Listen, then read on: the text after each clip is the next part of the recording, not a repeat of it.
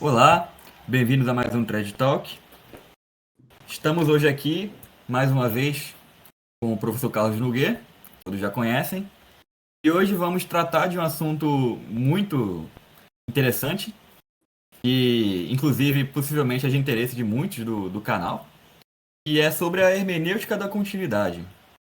Já tratamos em outros podcasts de assuntos que tocam a hermenêutica da continuidade, que, na verdade, por vezes acabam até por explicar, né, coisas que vamos falar aqui novamente. Mas hoje resolvemos reservar um podcast especial sobre isso, né, particularmente sobre isso. E o professor Carlos Nogueira é talvez a pessoa mais capacitada para falar do assunto. E, no Brasil e, enfim, de todos que trazemos aqui. O professor, pode ficar à vontade, se apresentar aí. Boa noite, Guilherme. Muito obrigado por essa oportunidade. De fato, não é um assunto tão complexo como o do meu penúltimo podcast, né? Beatitude, predestinação, mérito, ou seja, que exigiu dois, dividir-se em duas partes e tal. Não é um assunto tão complexo, mas é capital para que entendamos o que ocorreu a partir do Concílio Vaticano II. Né? Muitos consideram, quando vem à mente a hermenêutica da continuidade, muitos pensam exclusivamente no Papa Bento XVI, né?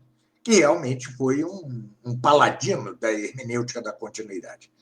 Mas a coisa é muito mais complexa. Pois bem, mas antes de entrar no assunto propriamente dito, vou traçar um panorama prévio ao Concílio Vaticano II para que não se creia que o que aconteceu no Vaticano II foi uma coisa abrupta, né? Como um cogumelo que nasce depois da chuva. Né? Não foi isso. Isto que ocorre no Concílio Vaticano II é algo que se vinha gestando nas entranhas da própria Igreja. Né? Antes de tudo, desde o século XIV, quando passa a predominar entre os teólogos uma visão equivocada das relações entre as nações ou estados e a Igreja.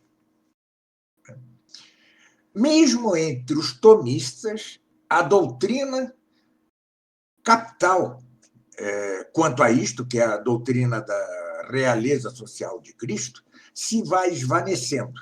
Né? Depois que o Papa Inocêncio III, o Papa Bonifácio VIII, depois que Santo Tomás tivessem lançado, né, os alicerces desta doutrina,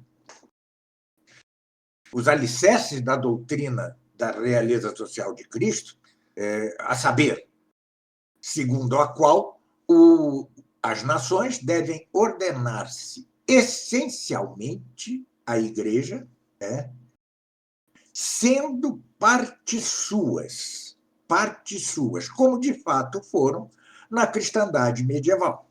Ali, os reinos foram partes da Igreja até cerca do início do século XIV.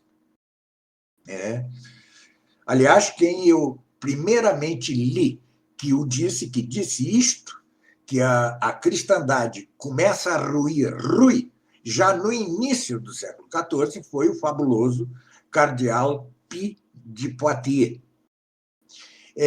Pois bem, a partir daí, sobretudo pelo influxo, por incrível que pareça, de Dante, o poeta Dante, né, que foi o primeiro teórico contra a doutrina da realeza social de Cristo,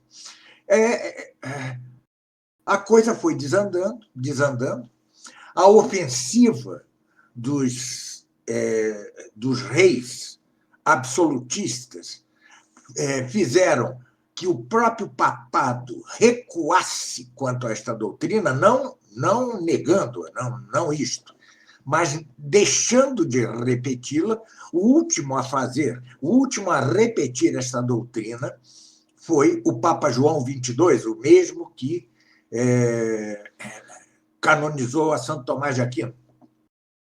E depois, só Leão XIII voltaria a afirmar essa doutrina. Aí sim, aí temos Leão XIII, temos São Pio X, temos, sobretudo, Pio XI, com a Quas Primas, né, que é a Carta Magna da cristandade.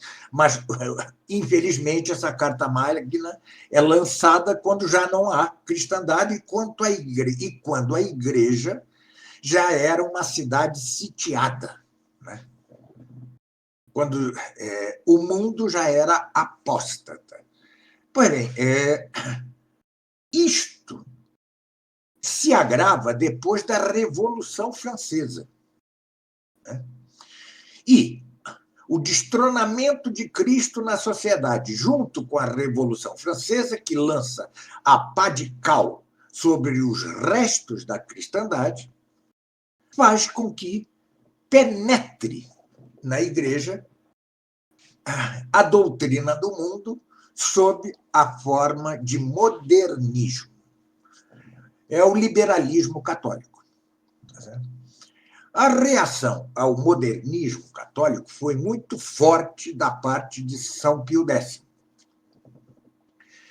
Mas ele não excomungou todos os modernistas da igreja. A igreja já estava infestada de modernistas e o próprio São Pio X o diz, o principal inimigo da igreja está dentro da igreja. Mas ele não poderia, sob pena de criar um estado de calamidade pública na igreja, ele não poderia excomungar todos os modernistas. Seria impossível, né? E os modernistas, depois do duro ataque sofrido, do duro ataque de São Pio X contra eles, se disfarçaram. Os que não saíram da igreja ou não foram excomungados, calaram-se. É famosa uma carta trocada entre dois padres, né, modernistas, em que um escreve ao outro dizendo: perdi a fé e tal. E o outro lhe responde: mas não saia da igreja. Essa era a estratégia deles. Continuar na igreja, camuflados, semi-silenciosos e avançando nos interstícios possíveis diante da ofensiva de São Pio X. Depois dessa ofensiva, aliás, o modernismo vai se travestir de diversas doutrinas, né? Já vimos aqui a nova exegese, né? A nova exegese modernista e outras coisas, o movimento litúrgico, que é uma prévia do que é o preâmbulo da reforma litúrgica. Então, e, além disso, os próximos papas que se seguem a São Pio X, a saber, Bento XV, Pio XI e Pio XII, por bons que fossem, não tinham a santidade de São Pio X, nem o vigor que ele tinha para o combate ao modernismo. Claro que ambos combateram o modernismo, mas combateram o modernismo no campo das ideias e seus documentos contra as doutrinas modernistas são espetaculares, são de seguir, e o Concílio Vaticano II vai exatamente adotar doutrinas que tinham sido condenadas nestes documentos. Mas, no âmbito do prático, eles já não fizeram, eles já não tiveram o vigor que tivera São Pio X. Interessante que o padre Álvaro Caldeirão diz que o exemplo de São Pio X é como que o perfeito exemplo de alguém que conforma perfeitamente a sua ação prática com sua doutrina pessoal, né? Porque ele levava as últimas consequências daquilo que ele cria, né? Aquilo que ele seguia. Exatamente. E veja que, ainda assim, ele não pôde fazer tudo quanto ele talvez desejasse, tá certo? Dada já a infiltração de mais doutrina dentro da igreja. Agora, de fato, é isso que o padre Caldeirão diz. Ele foi o mais perfeito nesse combate porque combinou o teórico com o prático, né? Tirou as consequências práticas da doutrina, ao passo que seus três sucessores, prévios a João 23, não tiveram essa força, não eram santos, né? E por não serem santos, talvez por isso não tenham conseguido, não tenham aplicado com vigor as medidas de saneamento necessárias que dariam certa continuidade às medidas tomadas por São Pio X. Mas o fato é que o modernismo foi. Toda a entourage de Pio XII era modernista. Toda a entourage. Seu confessor era modernista. Ele não era. Mas tudo que estava em volta dele era modernista.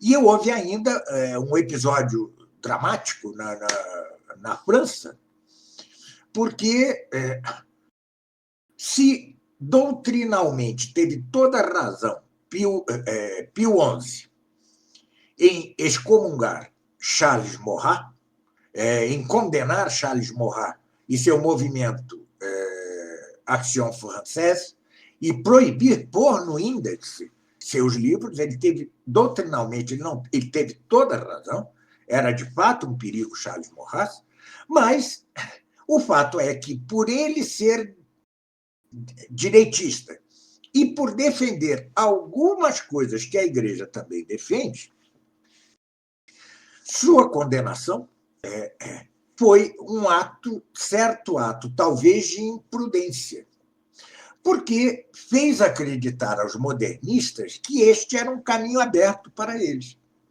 Além disso, sob Pio XI substituiu os bispos conservadores, em boa parte, substituiu os bispos conservadores franceses por modernistas, semi-modernistas, neomodernistas. Tudo isso foi agravando o que já era grave sob São Pio X. De modo que a primeira vitória do modernismo na Igreja foi já a eleição de João XXIII. João XXIII era um liberal, sem dúvida alguma era um liberal, e, contra a opinião de toda a cúria conservadora, etc., ele convoca o Concílio Vaticano II. Um parênteses para que se entenda bem o quadro dramático da Igreja no século XX e, aliás, quadro esse que, segundo o meu entendimento, está profetizado por Cristo mesmo, né? Ao dizer, ao falar da abominação da desolação instalada no lugar santo. Mas como este podcast não é para tratar de assuntos escatológicos ou proféticos, eu salto. Eu volto ao fato, e João XXIII, contra a opinião dos conservadores, da Cúria, convocou o Concílio Vaticano II, que seria a continuação do interrompido e magnífico Concílio Vaticano I. Outro parênteses importante é que os conservadores na Igreja, incluindo os tomistas, já eram, na expressão do padre Álvaro Calderón, muros com brechas. A doutrina tomista, que era dos conservadores, né, como, por exemplo, o cardeal Ottaviani, já tinha brechas suficientes para que fosse incapaz de conter. É um dique com brechas, incapaz de conter a maré montante do modernismo no Concílio Vaticano II. Eu já disse que a doutrina, a inflexão, a deformação, o desvio quanto à doutrina central da realeza social de Cristo tomou conta até do âmbito tomista, excluindo, talvez, o cardeal Caetano, que, em seu comentário à Suma, né, retoma com toda a fidelidade a doutrina de Santo Tomás, mas é apenas um comentário. O restante estava, ou vai inflectir, ou vai desviar, deformar a verdadeira doutrina tomista e magisterial quanto à realeza social de Cristo, ou vai calar-se. Pois bem, isso entre os tomistas. E é o que se dá com o cardeal Ottaviani, por exemplo, cujo esquema preparatório para o Concílio Vaticano II, sobre as relações entre o Estado e a Igreja, padece esses defeitos de que estou falando. Além do mais, os tomistas e os conservadores em geral dentro da Igreja foram muito influídos por Francisco Soares, né? O teólogo jesuíta, de alta capacidade, um homem de alta capacidade, e cujas doutrinas, no entanto, pecam por 1000 lados. E todos eles foram influídos, quase todos eles, de algum modo, por ele. Né? Por exemplo, Cardeal Biot, que era um antiliberal e, no entanto, influído por uma doutrina teológico-política de cunho liberal, como era a de Francisco Soares. Francisco Soares é como que introduz na Igreja, antes até de Jean-Jacques Rousseau, a vontade geral. Como que? Né? Claro que não é exatamente a doutrina de Rousseau, mas cheira a doutrina de Rousseau. Pois bem, tudo isso, então, culmina na eleição de João XXIII, que era claramente um liberal. Sua eleição já indica o que ocorreria no Vaticano II, no Concílio Vaticano II. Ele convoca uma série de comissões, organiza, institui uma série de comissões para escrever os esquemas preparatórios para o concílio. No concílio, esses esquemas foram todos jogados na lata do lixo, como se não tivessem sido sequer escritos, né? E passa a dominar, este é o traço central do Concílio Vaticano II, a hermenêutica da continuidade. Então, caímos aqui no nosso assunto. Apenas quis mostrar que o Concílio Vaticano II e a hermenêutica da continuidade não surgem abruptamente como se fossem um cogumelo depois da chuva. Pois bem, para entender o núcleo do Vaticano II, a medula do Vaticano II, que é a hermenêutica da continuidade, é preciso entender que dentro já do Vaticano II havia duas correntes modernistas. Um era o modernismo conservador e outro o modernismo progressista. Afora, claro, os tradicionais, né? Dom Lefebvre, Dom Cigot, etc. Bom, então, tirante essa minoria tradicional, o restante ou era modernista ou era presa fácil do modernismo. E os modernistas mesmos, então, se dividiam em duas correntes, o modernismo conservador e o modernismo progressista. A maioria, a corrente que saiu vitoriosa no concílio foi o modernismo conservador. Foi esta corrente a vitoriosa. E é dela a hermenêutica da continuidade. Pois bem, vamos entender direitinho isso. Segundo este modernismo vitorioso, no Concílio Vaticano II, ou seja, o modernismo conservador, a Igreja vive da experiência do mistério de Cristo. Isso de experiência já é algo heretizante ou herético. Né? Isso era dito por Schelling, por exemplo. Era repetido agora pelo já falecido Olavo de Carvalho. né? A experiência de Cristo. A religião não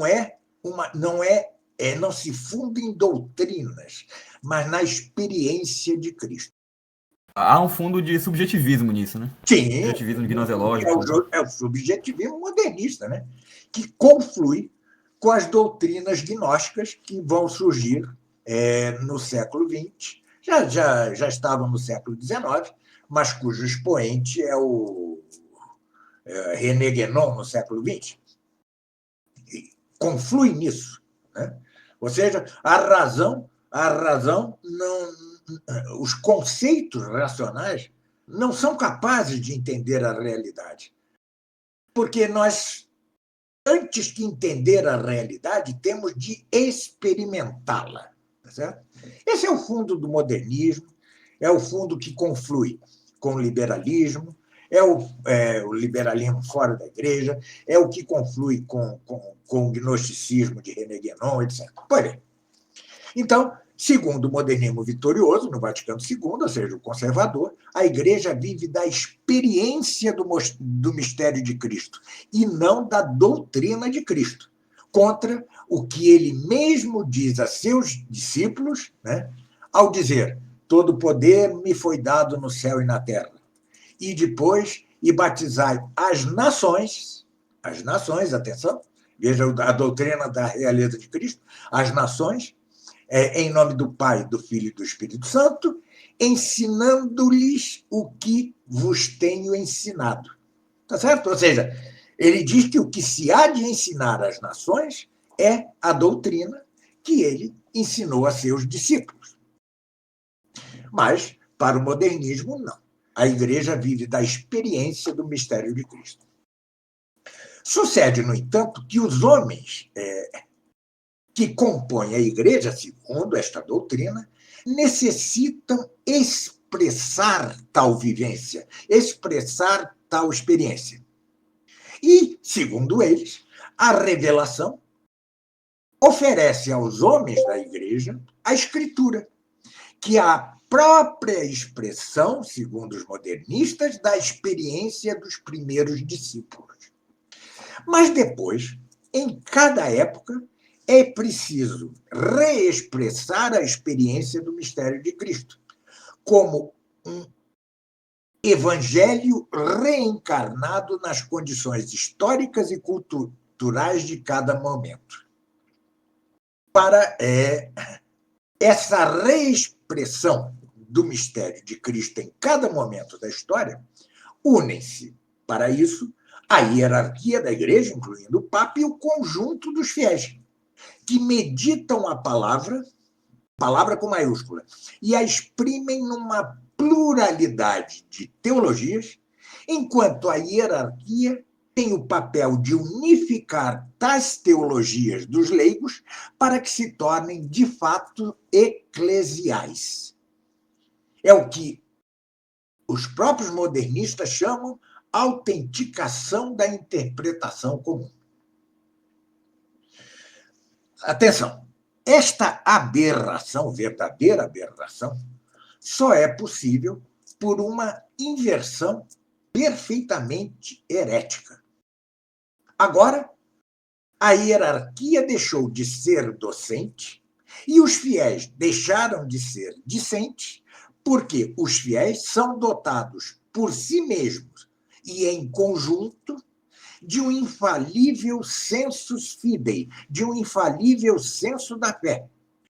Ao contrário do que fora definido infalivelmente pelo Vaticano I, segundo o qual a Igreja em conjunto só é indefectível na fé porque o Papa e os bispos a tornam tal, a tornam indefectível.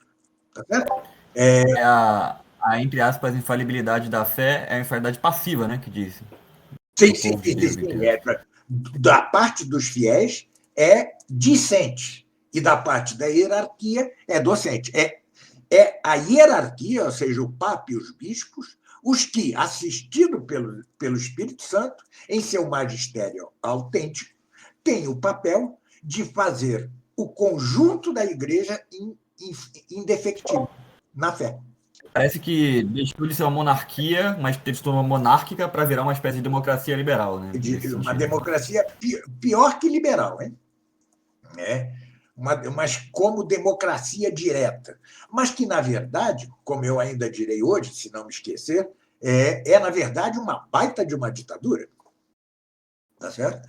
Porque você democratiza e depois um Papa, como o Papa Francisco, né, impõe coisas perfeitamente contrárias à tradição da Igreja, ao magistério da Igreja, à própria fé. Mas não nos apreciamos. Professor? Sim.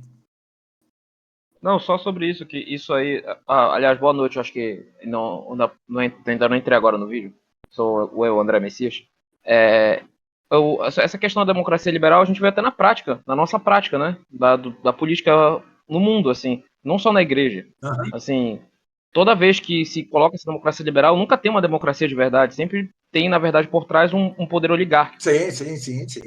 É uma plutocracia. E uma coisa que eu queria até perguntar. Exato, uma plutocracia. E uma coisa que eu queria falar, não sei se o senhor vai abordar depois, se o senhor for abordar depois, pode abordar depois, mas é que é o seguinte: como conciliar esse caráter ditatorial e impositivo do Papa Francisco com a tese do padre Calderon em relação ao magistério? Sim. Bom, eu já digo agora para que não reste dúvida. A tese do Calderon, que é a chave para entender a crise que vivemos, é a seguinte: todo magistério autêntico é incapaz de errar. Ele pode ser provável, certo ou infalível, né? No caso da decretação dos dogmas, por exemplo, mas nunca pode conter erro, porque, em algum grau, ele estará assistido pelo Espírito Santo. Razão porque Pio XII relembra isto, que o católico não deve acatar docilmente apenas os documentos relativos a dogmas, senão que deve acatar todas as encíclicas, etc. E tal. Bom, mas isto supõe que o Papa fale in persona Christi, ou seja, em pessoa de Cristo, fazendo como parte docente da Igreja, ele recebe a assistência em algum grau do Espírito Santo.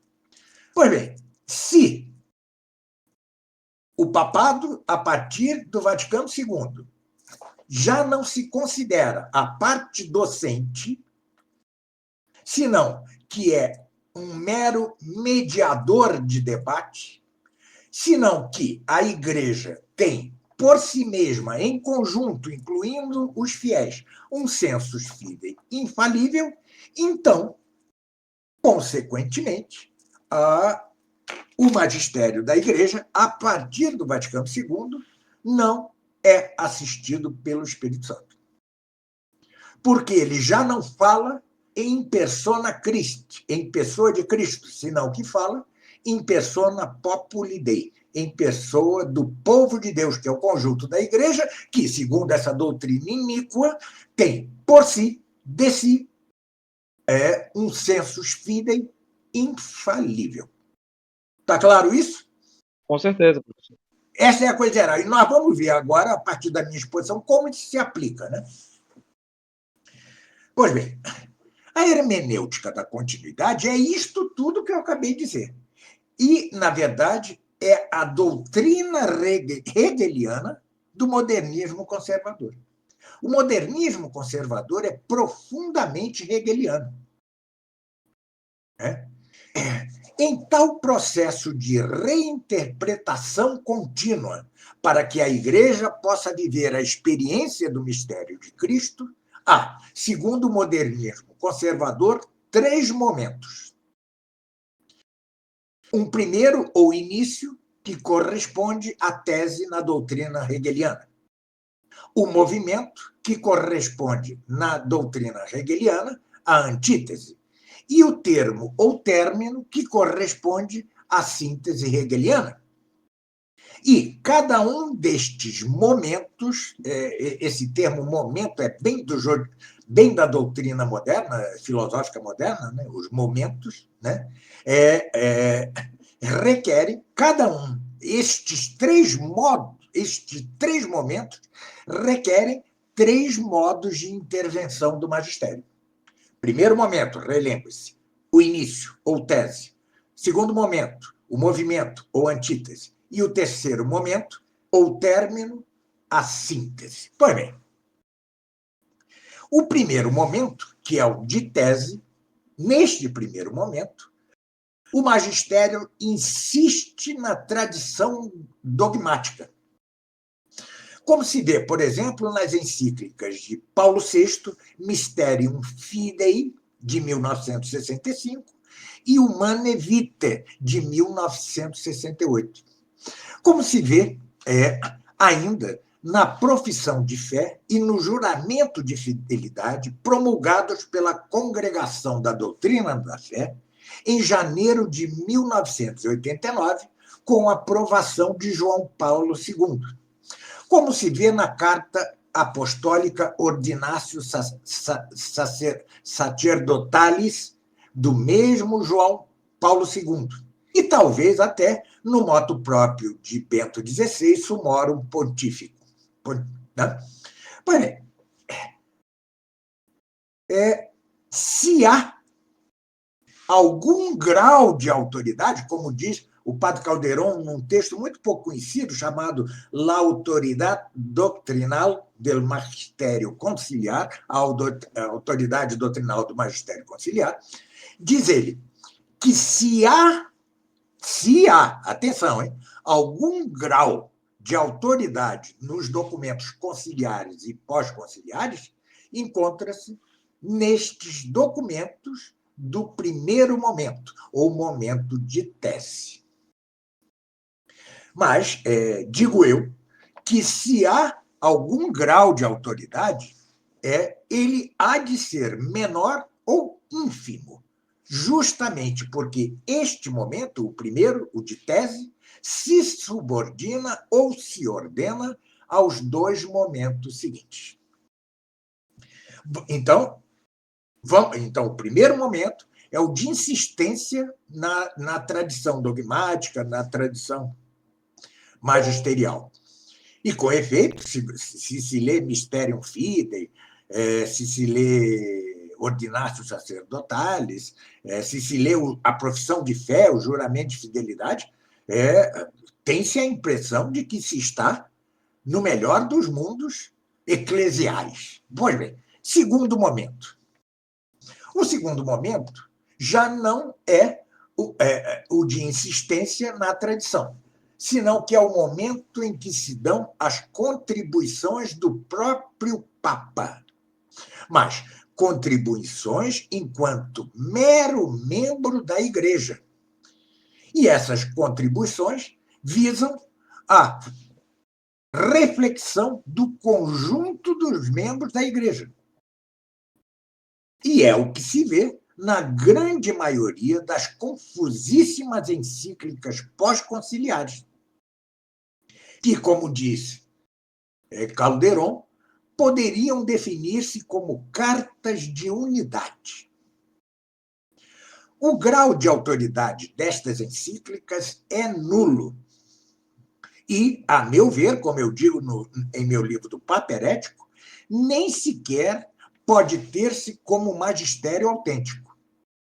Reduzem-se de algum modo, repito, segundo meu ponto de vista, a magistério de doutores privados. E não por nada, com efeito, João Paulo II é quem começa a substituir em suas encíclicas o nós de majestade pelo eu. Os papas sempre se referiam a si mesmos mesmo como nós. Agora, a partir de João Paulo II, os papas vão referir-se em suas encíclicas a si mesmos como eu. E isto não faz senão confirmar o que digo eu quanto aqui. Os documentos conciliares, pós-conciliares, as encíclicas pós-conciliares, em sua grande maioria, são documentos de magistério privado, pessoal do Papa. Pois bem, cumprido este segundo momento, vamos para o terceiro momento, que é o momento dos documentos de síntese. É o caso dos documentos do Vaticano II e do famosíssimo Catecismo da Igreja Católica, aquele amarelinho aqui no Brasil, né? Também sua autoridade é nula, igualmente nula por sua mesma intenção. Vamos dar um exemplo para que isso fique claro. É o caso do Catecismo da Igreja Católica, do SIC, que é a mais perfeita concretização da Lumen Gentium, né? E cuja autoridade é negada em seu próprio bojo. O Catecismo da Igreja Católica nega sua própria autoridade. Como? Ao tratar da interpretação do depósito da fé, no número 84 do Catecismo, diz o SIC de início: o depósito da fé confiado à totalidade da Igreja. Pronto, acabou de negar sua própria autoridade. E continua: o depósito sagrado da fé foi confiado pelos apóstolos ao conjunto da Igreja, pastores e fiéis juntos. E depois disso, passa a sustentar e explicar exatamente a herética noção de senso da fé infalível por parte do conjunto da Igreja por si. E por isso mesmo, aliás, como eu gosto de dizer, é que a alteração feita pelo Papa Francisco no SIC, no Catecismo, com respeito à pena de morte é nulíssima. É nulidade de nulidade. Então, isto é a hermenêutica da continuidade. Professor? Sim. Só acrescentando uma coisa, o senhor falou dessa alteração do Papa Francisco na pena de morte. Eu acho muito interessante que, por exemplo, quando a gente pega alguns desses caras mais neoconservadores, porque tem uma certa diferença entre um continuista e um neoconservador, né? O neoconservador é aquele cara mais ligado a pautas políticas, direitistas, essas coisas, sabe? E a gente percebe que muitos desses caras neoconservadores têm uma crítica ferrenha ao Papa Francisco, mas louvam como se fossem santos o Bento XVI e o João Paulo II. O problema é que, justamente dentro dessa lógica hegeliana que o senhor citou, eles querem fazer uma ideia de que há uma certa continuidade. Então, se você for pegar o Catecismo amarelo do João Paulo II, na parte que ele trata de pena de morte, já tem algo complicado, porque ele trata a pena de morte como sendo uma exceção, algo que devia ser algo totalmente reservado para casos excepcionais. Então, naquele tom de claro escuro, né, de cinza. A hermenêutica da continuidade, exato, em geral, é cinza, tá certo? Aí o que acontece? O Papa Francisco pegou isso como base para poder desenvolver essa doutrina. E a gente pega que muitos continuam usaram isso. O santo João Paulo II colocou no catecismo isso, então já estava sendo abolido.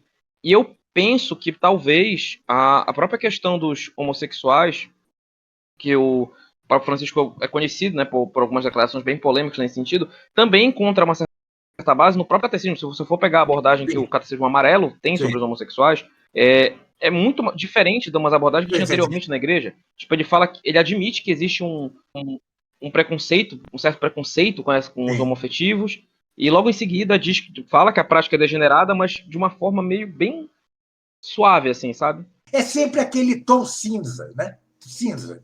Claro escuro, nunca é muito claro, né? Desculpa se eu interrompi, hein? Mas também isso é próprio até da própria linguagem filosófica que eles utilizam, né? A própria noção da incompatibilidade entre a doutrina e a realidade e tal. Se você para ler uma encíclica do João Paulo II, é uma coisa... É muito difícil, né? É um sofrimento até, se você comparar com a encíclica de Pio XII, de São Pio X, por exemplo. É uma ambiguidade, um termo de equívoco que não falta. Né? João Paulo II era claramente influído pela filosofia moderna, por Heidegger, enfim, ele está claramente influído por ela, pelo pela fenomenologia, e Bento XVI é mais hegeliano ainda, né? Entendeu? Mas, enfim, para que se entenda melhor a hermenêutica da continuidade, é preciso entender a não hermenêutica da continuidade, que é o progressismo. Pois bem, para que se entenda um polo, há que entender-se o outro polo. Então, eu já disse qual é a dialética de cariz hegeliano que saiu vitoriosa no Vaticano II. Segundo ela, o conjunto da Igreja tem um senso da fé infalível por si, o que faz que o magistério da Igreja deponha sua própria autoridade, seu próprio carisma da infalibilidade que Cristo lhe deu em matéria doutrinal. Ele depõe. Repita-se que essa é a dialética do modernismo conservador e seus expoentes foram Paulo VI, João Paulo II e Bento XVI, entre os papas, né? Se tivesse vivido, certamente, quer dizer, isso é uma probabilidade apenas, João XXIII estaria nesta corrente, né? Mas já no Vaticano II, embora minoritariamente, atuou a corrente progressista. E o que é que caracteriza a doutrina progressista? O desprezo do primeiro momento da referida dialética, ou seja, o momento de insistência na tradição da Igreja. Por isso é que essa corrente progressista defende posições evidentemente heréticas sem nenhum pudor e sem esse claro escuro, esse cinza da corrente da hermenêutica da continuidade. Para o progressismo, para a corrente progressista, então, importaria quase exclusivamente o terceiro momento daquela dialética, ou seja, o resultante da consulta à pluralidade de posições teológicas do povo de Deus. Então, eu repito para que fique bem claro. Para o progressismo, importaria quase exclusivamente o terceiro momento daquela dialética, ou seja, o momento resultante da consulta à pluralidade de posições teológicas do povo de Deus. Mas devemos atentar para o seguinte: isto de que o magistério deve seguir um infalível senso da fé do conjunto do povo de Deus por si, doutrina essa que é comum a modernistas conservadores e modernistas progressistas, é tão falso como dizer que na democracia liberal quem manda é o povo. E, de fato, assim como na democracia liberal quem manda, de fato, são os poderes plutocráticos, partidários e midiáticos, assim também, na Igreja iniciada pelo Concílio Vaticano II, quem manda são os peritos, ou seja, os neoteólogos vitoriosos no concílio e a hierarquia que segue esses peritos. Além disso, em verdade, o progressismo evidencia raízes ocultas do mesmo e mais tímido modernismo conservador, motivo pelo qual é de todo lícito recorrer ao extremismo progressista para explicar a tragédia conciliar. Um só exemplo. Segundo alguns, a Missa Nova foi uma traição, teria sido uma traição à Constituição Sacrosanctum Concilium sobre a liturgia, indo além em suas mudanças do que pretender o concílio. Mas o fato é que foram os mesmos os que redigiram o documento conciliar e que empreenderam a reforma litúrgica. Mais ainda, em setembro de 1965, Paulo VI emitiu a encíclica a que eu já referi, a Mysterium Fidei. Vejam o nome, Mysterium Fidei, que é uma defesa do caráter sacrificial da missa. E o mesmo Paulo VI que depois aprovaria uma missa a nova, né, a missa nova, antes memorial que sacrificial, de cuja forma ou fórmula da consagração do vinho se chegou a tirar a própria expressão Mysterium Fidei. Vejam só, a encíclica se chamava Mysterium Fidei, e da fórmula da consagração do vinho se tira a própria expressão Mysterium Fidei. Só um parêntese. Se isso torna por si inválida a missa nova ou não, é outro assunto, tá? É outro assunto, não entra aqui. Eu explico no meu curso A Atual Crise na Igreja. São 12 ou 13 aulas, é um curso gratuito, quem quiser assistir. Bom, além disso, como mostra Michael Davis, né, em vários momentos de sua obra, em várias passagens de suas obras, os conservadores tentavam impedir maiores radicalizações na missa nova, mas, diante de fatos consumados pelos progressistas, acabavam por incorporá-las. Seguindo a linha do que você está falando, é curioso, porque também os conservadores seguem absolutamente os princípios que o senhor falou, que vieram da Lumen Gentium, da questão do sensus fidei, né? Que, na verdade, a infalibilidade da igreja vem do sensus fidei comum do povo de Deus, e, na verdade, é toda a noção subjetiva aí, né? Que em cada cultura é expressada de forma diferente o mistério, e, na verdade, é como se não existissem verdades universais, né? Daí vem, né, inclusive, a questão da enculturação da missa, que eu acho que é até uma questão muito importante. Mas se os conservadores aceitam esse princípio, para chegar no progressismo é só questão de tempo, né? Então é a mesma lógica da política. O conservador está só adiando o que vai vir, né? E o tempo comprova isso. Eu diria que o conservadorismo, o modernismo conservador, é um modernismo progressista envergonhado. Por quê? Porque esses homens, os modernistas conservadores, foram formados num ambiente tradicional pré-Vaticano II, né? Tá certo? Então, eles tinham algo que os fazia levar adiante aquele triplo momento de tese, antítese e síntese, em cujo primeiro momento eles repetiam o tradicional. Mas como este momento se ordenava ao segundo e ao terceiro, e enfim ao terceiro, na prática eles não se distinguem dos progressistas grandemente, né? E esse é o que diz Michael Davis em sua obra, né? Que os conservadores tentavam impedir maiores radicalizações na missa nova, mas, diante de fatos consumados pelos progressistas, acabavam por incorporá-las. E o que o senhor falou sobre a questão da falsa democracia, desculpe interromper, é interessante, né? Porque, inclusive, é algo que é antigo de prática dos liberais. Porque, por exemplo, em relação à liberdade religiosa, há todo o discurso de que não, porque nós temos outras pessoas de outras religiões, então nós temos que fazer um Estado que tolere, não só tolere, né? Mas não coaja a liberdade de consciência, blá blá blá, né? Porém, em países que a população era 90% católica, 95% católica, até mais, isso desde até os liberais católicos antigos, né, já faziam isso. Mas mesmo nesses países eles quiseram tratar como se fosse um país totalmente plural, né? Ou seja, eles são um pouco hipócritas na questão de aplicar os próprios princípios, né, sobretudo os progressistas. Aliás, o bispo Dom Thier de Malerret, da Fraternidade, tem um belo texto, um bom texto, sobre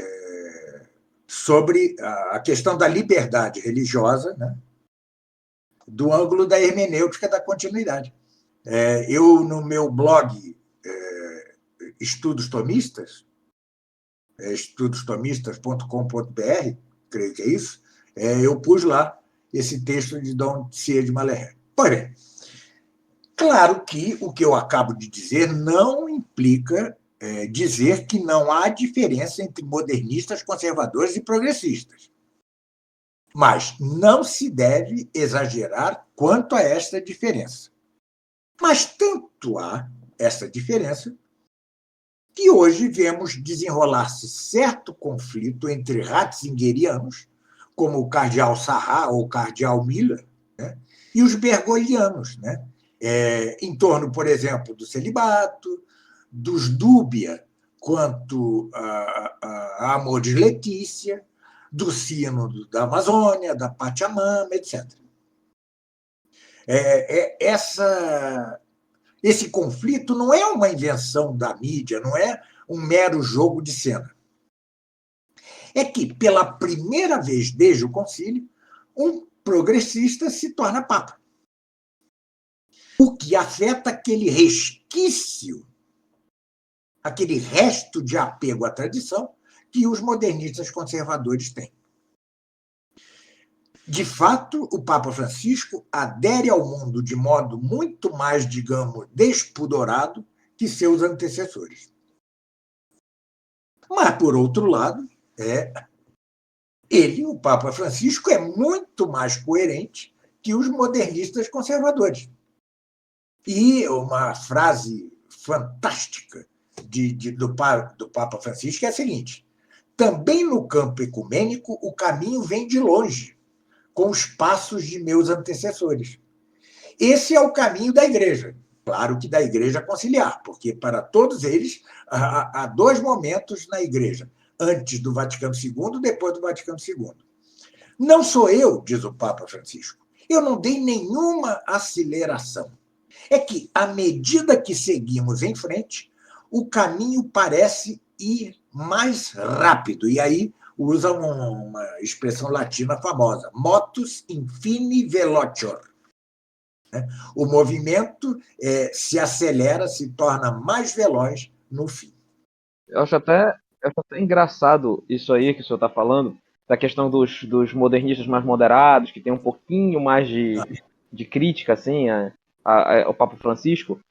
Muitos deles, inclusive neoconservadores e continuistas assim, de internet, não todos, mas compartilham na internet umas frases assim, louvando as cruzadas, por exemplo, ou por exemplo assim, colocando, por exemplo, tem um certo bispo aí, conservador, que era muito querido por alguns, já falecido, que defendia algumas coisas bem complicadas, inclusive até algumas heresias publicamente, que falava que não era para ter diálogo ecumênico, que diálogo ecumênico vai fazendo o quinto dos infernos, alguma coisa assim, sendo que esse mesmo bispo aderia de coração ao Concílio Vaticano II, aderia a todas as teses e defendia também coisas heréticas. Defendia, por exemplo, teses contrárias à fé da igreja, por exemplo, o poligenismo. Então, assim, a gente percebe que é realmente uma questão de oposição controlada. Eu acho que tem uma analogia boa, né, que eu vi, que é a questão da duna, né, no deserto, que conforme vai avançando conforme vai avançando o tempo, né, conforme vai avançando, o que antes era baixo se torna alto. Então, basicamente, o que antes era de direita, quer dizer, o que antes era de esquerda se torna de direita com o avançar da revolução. Então, assim, antigamente, assim, os teólogos, por exemplo, não sei, o Balthasar Belubac, uns tempos atrás, eles seriam vistos como terríveis progressistas. Hoje em dia, tu pega, por exemplo, alguns sites, por exemplo, do Padre Paulo Ricardo, trata eles como grandes conservadores, principalmente Belubac. Então, assim, conforme com o avançar da revolução, acontece isso. Então, enquanto ficam sempre buscando uma coisa paliativa, sabe? Não querem procurar a solução definitiva, que seria rejeitar onde tudo começou. Veja você, Cardeal Burke, né? Cardeal Burke, que é um dos líderes dos conservadores ratzingerianos, ele faz parte de um grupo judeu-católico. Né? Ele faz parte desse grupo, veja você.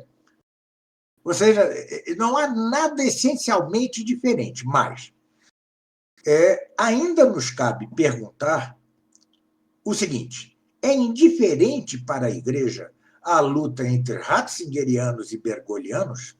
Não, indiferente não é. Nós sempre devemos rezar para que as coisas não piorem.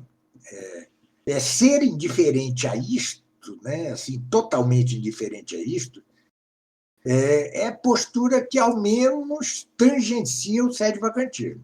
Por exemplo, se um Sarrá se tornasse papa, teríamos certo respiro. E, apesar de que, ao fim e ao cabo, por seu compromisso com o erro, seu papado teria por efeito próprio esvaziamento das doutrinas bimilenares do magistério autêntico, o fato é que a hermenêutica da continuidade pode, per accidens, ou seja, acidentalmente, ao frear um tanto a velocidade da ação do mal, reacender de algum modo na Santa Fé, o fogo da caridade verdadeira. Quem o diz? Padre Caldeirão, no documento já referido. Mais ou menos o que ocorreu com o Sim, voto sim, próprio sim, do sim. Bento XVI, Mas né? pode ser que reacenda, pode ser, né? Mas tenhamos, aliás, uma certeza inevitável, né? Inescapável. Dado o caráter monárquico da Igreja, né? Não vai haver solução para a terrível crise atual, senão a partir de cima, ou seja, com a conversão de algum papa à tradição por moção do Espírito Santo, como analogamente mutatis mutandis ocorrera com Pio IX, tá certo? Que era liberal e, quando depois de eleito, desaponta os liberais, né? Bom, mas e outra coisa que se deve notar, apesar do aprofundamento da crise da Igreja, é que provavelmente o Espírito Santo não deixa de atuar nem sequer sobre os papas mais problemáticos. Parece evidente que, quando se tornam papas, os modernistas se fazem mais conservadores em algum grau. Esse foi o caso claríssimo de Bento XVI, e é até o caso do próprio Papa Francisco, que, por certo apego longínquo à tradição, negou a ordenação de mulheres e disse: quem quiser ordenar mulheres, que procure outra religião. E, apesar de sua ambiguidade quanto aos LGBTs, o fato é que excomungou um padre LGBT. Então, veja, de algum modo o Espírito Santo deve agir, não como assistência, né, mas de algum modo deve agir para que se modere a crise na Igreja. O mais provável é que o próximo Papa, seja da linha de Bergoglio, do Papa Francisco, né, e até pior que ele. Tá certo? Tudo isto, repito, está profetizado. Tudo isto está profetizado.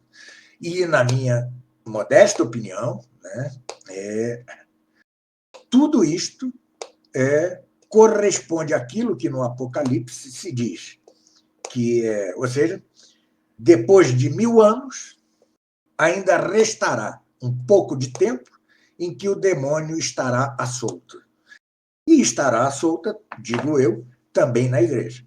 Né? Ou seja, o Concílio Vaticano II e tudo que nós estamos vivendo, né, são resultado da mundanização da Igreja. Aquilo que começou como a apostasia das nações no longínquo século XIV e que depois vai penetrando pouco a pouco entre os teólogos católicos, incluindo os tomistas, tá certo? Finalmente eclode com o Vaticano II. Né? É como que uma linha ininterrupta, apesar de que, claro, quanto ao papado, do ângulo da doutrina, não se pode encontrar nenhum problema até Pio XII. E por quê? Se somos católicos e temos fé, temos de ser dóceis ao magistério autêntico da Igreja. Por isso é que é um absurdo os chamados tradicionalistas críticos, né? Que, tendo tomado o gostinho de negar autoridade aos documentos conciliares, começam a dizer: não, a Divino Aflante Spiritus de Pio XII é ruim, não é para seguir. Não, a Providentíssimos Deus de Leão XIII tampouco é para seguir. E isso, e aquilo outro. Muitas vezes confundindo o que é doutrina com erros práticos, meramente práticos, dos papas. Como, de fato, parece que cometeu o erro prático Leão XIII, e parece que também o fizeram. O fez Pio XI, talvez Pio XII aqui ou ali, mas o fato é que não se pode negar ao magistério autêntico da Igreja, ou seja, aquele que fala in persona Christi, o grau, pelo menos, de provável, passando por certo, chegando a infalível, e incapaz de qualquer erro. No máximo, se podem apontar, e com muito cuidado, com muita cautela, se podem apontar nos documentos até Pio XII certa imprecisão, isso no máximo, e com muita cautela. É sacrílego afirmar que há erros na Divino Afluente Espírito, é sacrílego afirmar que há erros na Providentíssimos Deus. Embora possa haver, como creio que na Divino Afluente Espírito há, certas imprecisões, enfim, é um assunto de alta complexidade. Mas, ou bem, você nega a doutrina a partir do Vaticano II, fundado em que seus documentos não têm autoridade por não falarem in persona Christi e sim in persona populi Dei, ou então você é um tradicionalista crítico e indócil ao magistério da Igreja. A doutrina do Padre Calderon é a expressão da mais pura docilidade ao magistério da Igreja. E os tradicionalistas devem ter cuidado máximo em não incorrer no tradicionalismo crítico. Incorrer em tradicionalismo crítico é desacreditar o sagrado magistério da Igreja e é desacreditar a assistência indefectível do Espírito Santo sempre que um Papa fale in persona Christi. Razão por quê? Se um dia o próprio Papa Francisco negar a doutrina do sensus fidei infalível de toda a Igreja por si e emitir um documento, esse documento terá assistência do Espírito Santo, porque nenhum Papa perde o carisma da infalibilidade. Nenhum. É como o padre. O padre, ele pode sempre consagrar, né, na missa, ainda que não creia na transubstanciação. Basta que diga as palavras corretas para a consagração. Assim, também, do mesmo modo, se o Papa Francisco lança um documento com todas as notas, tá, de modo direto ou análogo, que são as notas, as 4 notas vaticanas, né? Se ele o faz, ele terá em algum grau a assistência do Espírito Santo e poderá até alcançar o grau de infalibilidade, dependendo daquilo mesmo que ele queira. Então, negar a doutrina Vaticano II não pode nos levar à indocilidade e a negar a menor vírgula do magistério autêntico da Igreja. Sem que o magistério autêntico da Igreja esteja envolto pela existência do Espírito Santo e, portanto, na incapacidade de errar, ele não tem capacidade para errar, se nega isso, nega-se o fundamento mesmo da Igreja Católica. Nega-se o fundamento mesmo da Igreja Católica. E, no entanto, vejo abundantes católicos ou conservadores ou até tradicionais portar-se como tradicionalistas críticos, né? Tradicionalistas críticos. Aliás, para este assunto do tradicionalismo crítico, eu recomendo efusivamente a segunda edição da Candeia debaixo do Alqueire, do padre Álvaro Caldeirão, né? Ele tem apêndices fantásticos quanto a isto, alertando para o perigo até dentro da mesma fraternidade de que ele faz parte. Então, é isso. Quanto à hermenêutica da continuidade, creio que baste isso. Recomendo a leitura, digo de novo, do documento do bispo Tissier, Dom Tissier de Malherbe, quanto à hermenêutica da continuidade Vaticano II com respeito à liberdade de religião, né? A liberdade religiosa. É um documento muito bom. Eu tenho certas divergências com Data Vênia, né? Com Dom Tissier, porque ele é daqueles tradicionais que gostam de Charles Maurras, e creio que ele, Dom Tissier, Data Vênia, não compreendeu perfeitamente a doutrina da realeza social de Cristo. Mas, independentemente disso, é um grande bispo, e, além de grande bispo, é capaz de documentos tão importantes e tão esclarecedores como este a que me refiro. Deixe-me só dar uma olhadinha rápida se realmente eu pus em meu blog Estudos Tomistas. Chama-se Contra a Hermenêutica da Continuidade em Dignitatis Humanae, né? De Dom Bernard Tissier de Malherbe, da Fraternidade. Tradução do meu amigo Vitor Belchior. Está lá, eu dou o link lá. Então, basta procurar lá no blog, cujo endereço é estudostomistas.com.br, e procurar lá por Contra a Hermenêutica da Continuidade, que se achará esse belo documento do bispo. Então é isso. Eu estou aberto a perguntas. Então, professor, sim, já que o senhor está aberto, eu gostaria de fazer alguns questionamentos para o senhor, até porque provavelmente assim que esse vídeo sair, vai surgir uma porrada de questionamentos. Então, acho bom a gente já responder alguns aqui, né? Uhum. Quem dúvidas. É que está falando? É Guilherme? Quando a gente fala do... Quem está falando? Ou não, o André Messias. Oi, André, tudo bem? Oi, professor, saudade, senhor. Fazia tempo que a gente falava.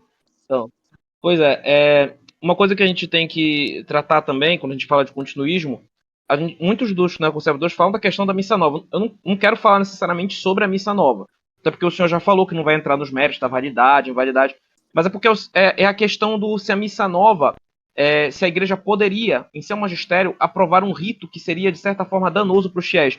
Isso é um argumento recorrente em alguns conservadores, né? Por exemplo, o senhor Rafael Vitola, né, que é um desses continuistas que tem na internet, que ele entra, inclusive, nesse critério que eu falei, que da questão que conforme vai passando o tempo, aqueles que eram mais ligados a uma esquerda acabam se tornando na direita, não que ele fosse de alguma forma esquerdista, mas antes ele era um dos mais ferrenhos críticos dos tradicionalismo e tal, hoje em dia ele é considerado um moderado. E ele tem um argumento que ele fala o seguinte: é válido que se defenda que o rito antigo seja fruto do desenvolvimento harmônico e que o novo tenha sido fabricado, retirado arbitrariamente de algumas cerimônias. É válido que se defenda que o rito antigo tenha rúbricas mais precisas em relação ao novo. É válido que se defenda que em uma futura e eventual unificação do rito romano, o antigo rito seja a base na qual se acrescente só os pontos positivos do rito novo. E é válido igualmente que se defenda um futuro só com o rito antigo. Aí ele continua, aí o questionamento dele: mas não é válido, não é permitido ao católico acusar o rito novo nem de heresia, nem de que tende a heresia, nem de protestantizado, nem de inconveniente à fé católica, nem levantar contra o grande Papa Paulo VI a peste destruidor da liturgia. Pode haver imperfeições no rito, mas chamar-lhe danoso à fé ou admitir que tem algo negativo ao fiel católico é ultrapassar a linha permitida. O rito novo pode ter todos os problemas, porém é não só válido, como é lícito, ortodoxo e santificante, dado que foi aprovado pela lei universal da Igreja. E essa lei também é infalível, como todos os chamados fatos dogmáticos. A reforma litúrgica foi guiada pelo Espírito Santo para a preservação da sua ortodoxia. Bom, basicamente, aí ele coloca uma porrada de documentos aqui, que eu não vou ler todos aqui, né, dentro desse argumento, entre eles citar Ctori Fidei, né, que eles falam que a doutrina da igreja não pode ficar obscurecida, né, que eles dizem que é uma heresia jansenista dizer que a doutrina ficaria obscurecida, e com essa tese a doutrina tradicional estaria obscurecida, porque por essa questão do progressismo, né, do Vaticano II, entre outros argumentos. Mas o ponto que eu quero chegar, que eu penso que é o argumento dele, é o seguinte: a igreja poderia criar um rito que seria danoso ao seu chefe, a falar de um rito que seria danoso ao seu chefe? Essa questão do magistério que o senhor está falando, do sensu fidei, se aplica também a essas leis disciplinares, a essa questão de fatos dogmáticos da missa? Então esse é o argumento dele, também é o questionamento que eu faço ao senhor. Antes de mais nada, recomendo que em meu mesmo blog, Estudos Tomistas, procurem a postagem Indiferentes à Missa Nova, ponto de interrogação. É um texto admirável do padre Calderón. Tá? Indiferentes à Missa Nova, interroga. Procurem lá que verão uma resposta frontal a este absurdo. Bom, é o seguinte, exatamente, ele abstrai completamente, ele usa de um sofisma, que é relembrar um documento que era relativo aos jansenistas. Eu já mostrei em outro lugar que esse documento magisterial relativo aos jansenistas é com relação a eles que se diz que o magistério, a doutrina da igreja não pode obscurecer-se, não pode perder-se, desde que o magistério continue a exercer seu papel de docente, coisa que o magistério exercia na época do jansenismo. Esse texto desse senhor, né, é tipicamente modernista. O modernismo se caracteriza por pescar em águas turvas, pescar pérolas em águas turvas. O que quero dizer isso? Pega algo do passado, descontextualiza-o e aplica-o ao momento presente. Pois bem, a missa não é parte do objeto primário do magistério da igreja. O objeto primário do magistério da igreja é a doutrina. Depois nós temos um objeto secundário que tem vários graus. Um deles é o grau da canonização dos santos, né? Que tem algo de prático. E também das leis litúrgicas, que tem algo de prático, embora em ambos os casos, você tenha intrínseca ligação com a fé e com a doutrina geral da igreja. Pois bem, quanto ao objeto secundário da igreja, incluindo as leis litúrgicas, o direito canônico, a canonização dos santos, etc., tudo isso participa da infalibilidade se seguir uma doutrina infalível. Como tem algo de prático, o prático ou se funda numa correta doutrina teórica ou não é correto. Da mesmo modo, tudo isso só participa da infalibilidade, a canonização dos santos, as leis litúrgicas, o direito canônico, se decorre de uma verdadeira doutrina do objeto primário da igreja, do magistério da igreja. Mas nós já vimos que, quanto ao objeto primário da igreja, há o magistério da igreja, depois sua autoridade, depois seu papel docente, em nome de uma noção herética de sensu fidei infalível por si de toda a igreja. Logo, ao abdicar de seu papel docente, abdica da assistência do Espírito Santo, seus documentos estão viciados na raiz por esse liberalismo e, em consequência, tudo o quanto é prático, ou seja, referente ao objeto segundo do magistério, a saber, direito canônico, a saber, canonização dos santos, a saber, leis litúrgicas, está viciado e contaminado pelo mesmo defeito que contamina e vicia os documentos do magistério conciliar quanto ao objeto primário do magistério da igreja. Então, o que ele faz é uma bravata, tá certo? É uma bravata tremenda, e pescando pérolas em águas turvas, mistura tempos, mistura modos, mistura.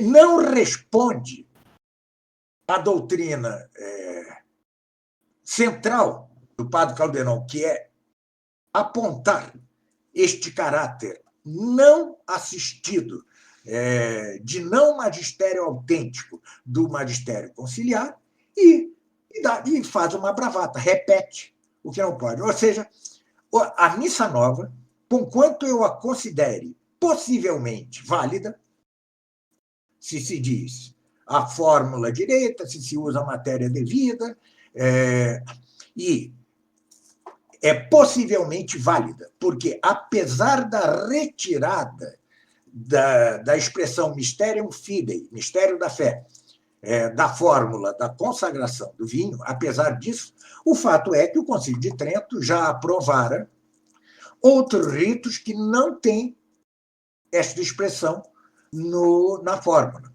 Por exemplo, o rito de São João Crisóstomo, o rito de São Basílio, por exemplo, não contém esta fórmula. Então, possivelmente é válida, se cumpre direitinho o material e o formal. Mas, inegavelmente, sem dúvida alguma, a missa nova é um perigo para a fé. É um perigo para a fé. Por quê? Porque ela perdeu o caráter sacrificial. Ela não só, correspondendo ao destronamento de Cristo que se deu no Vaticano II, tem-se o destronamento da cruz de Cristo na própria missa. A partir de agora, em função da iníqua doutrina do mistério pascal, do qual já falei aqui num podcast, a vida de Cristo ela é toda igualmente importante. Vida, paixão, morte e ressurreição. Quando sabemos que o centro da nossa religião e o centro da liturgia é a morte, a paixão e morte, é a cruz. A cruz é o centro. Pois bem, por que é um perigo para a fé a missa nova? Porque já não tem caráter sacrificial.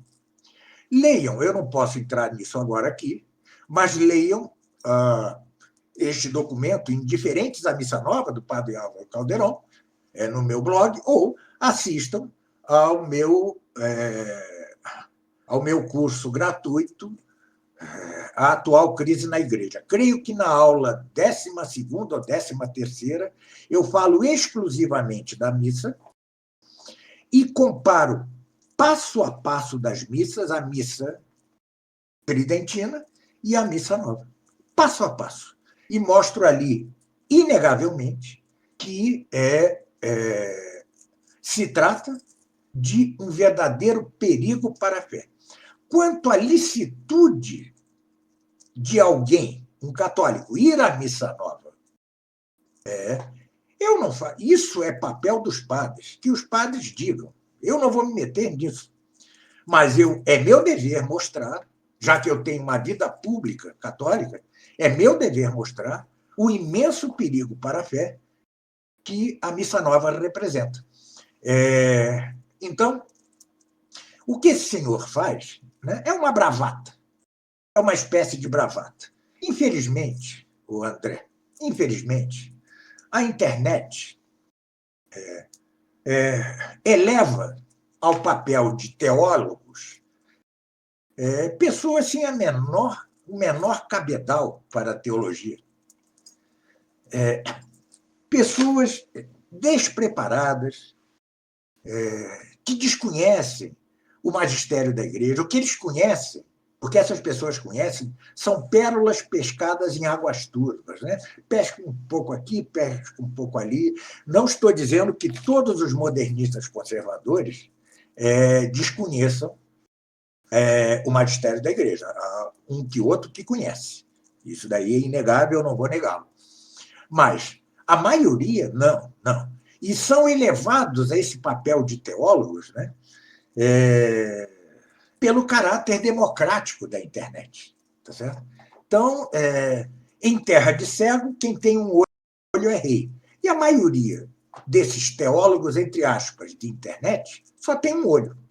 O problema é que, como resultado da própria iniquidade do Vaticano II, a maioria dos católicos é cega. E como, repito, quem tem olho em terra de cego é rei, essa gente reina. Nós não vamos, André, por mais que expliquemos aqui, o alcance do que dizemos é pequeno. Nós não vamos alterar o que pensam os católicos, em sua grande maioria. E isto corresponde à profecia de Cristo. Nós estamos vivendo um momento de apostasia, já não das nações, mas na igreja.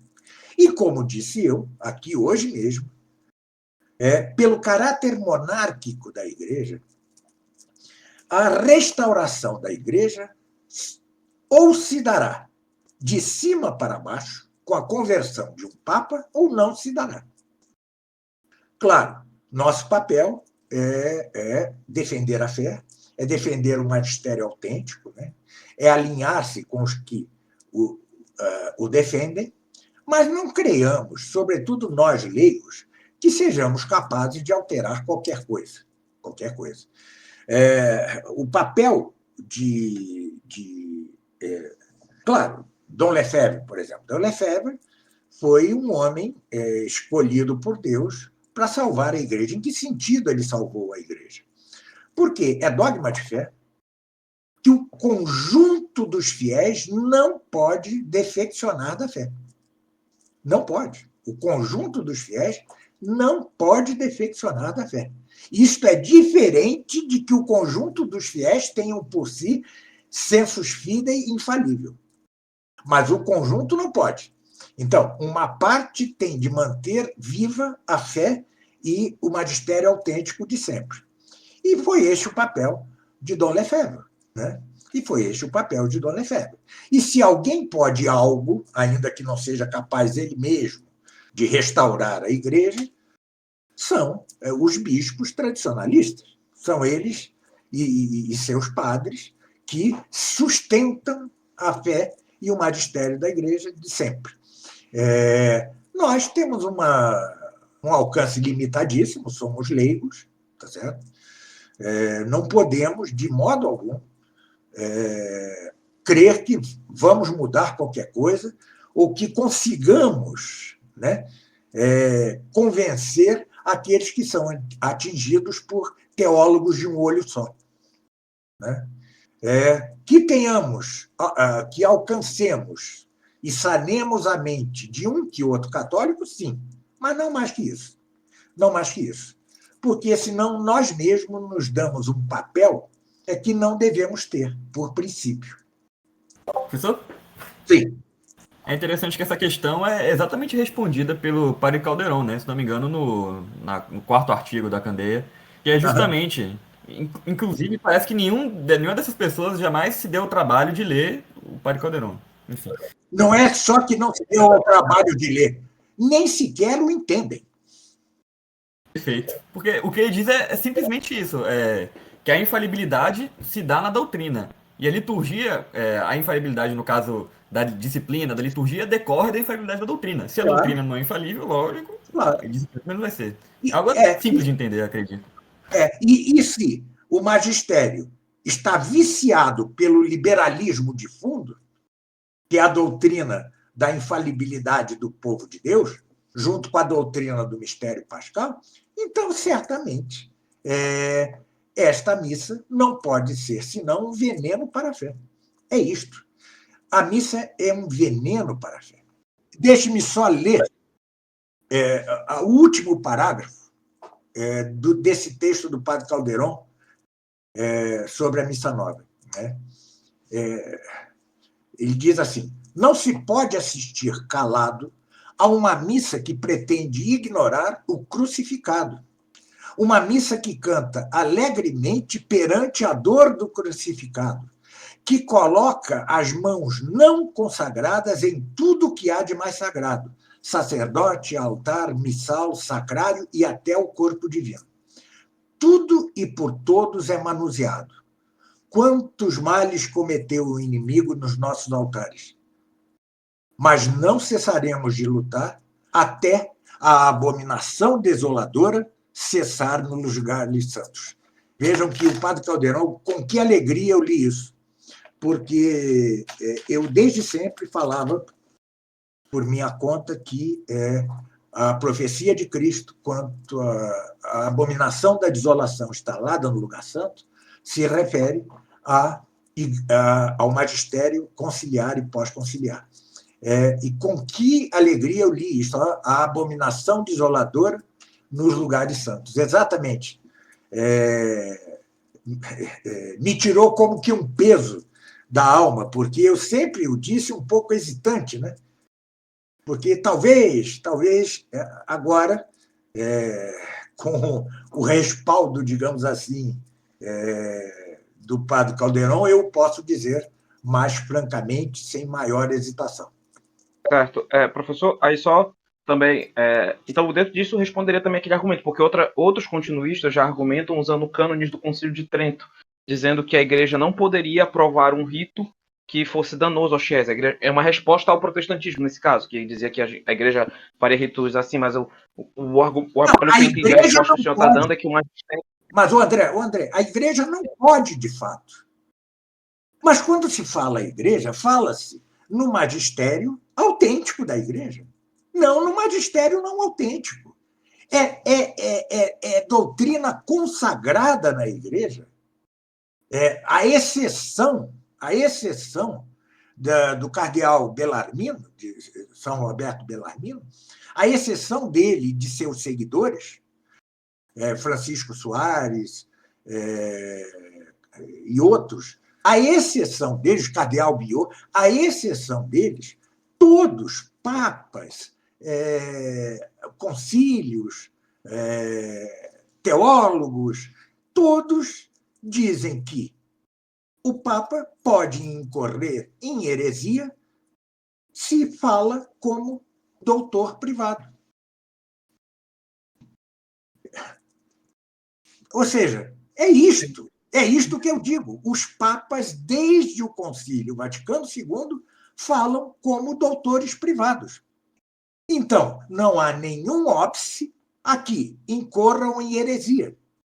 O que diz o Concílio de Trento é relativo a um magistério autêntico, a um magistério que não é de doutores privados, mas magistério assistido pelo Espírito Santo em algum grau.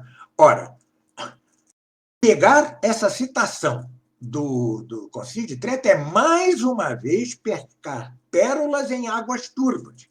Ou seja, é deslocar o que se disse em proveito próprio, como se diz em latim, pro domo sua, tá certo? Sem mostrar o fundamento do dito. E o fundamento do dito é isso. O magistério autêntico da igreja não pode aprovar um rito daninho, nocivo à fé, justamente porque está assistido pelo Espírito Santo. É isto que está por trás da afirmação de Trento. Ora, o que eu estou dizendo aqui, o que o padre Caldeirão diz, é que o magistério da igreja, desde o Concílio Vaticano II, não é autêntico, ou pelo menos sou eu quem diz, não é autêntico. E não recebe, e, portanto, não tem nenhum grau de autoridade, porque não recebe a assistência do Espírito Santo, porque não fala em persona Christi, mas fala em persona populi Dei. Razão porque pode, sim, aprovar um rito nocivo à fé. Inclusive, o padre Caldeirão cita até acho que uma carta pastoral do Dom Rifan, né? Que ele justamente faz isso, pega frases do magistério clássico e aplica a um contexto que é evidente, até para um continuista, se observar com os olhos mais realistas, dá para ver que não é a mesma situação, né? É só ver como é que, por exemplo, encíclicas novas repercutem entre o clero hoje em dia, é como se fosse uma coisa discutível, né? De fato né? Não é o mesmo sentido das encíclicas antigas.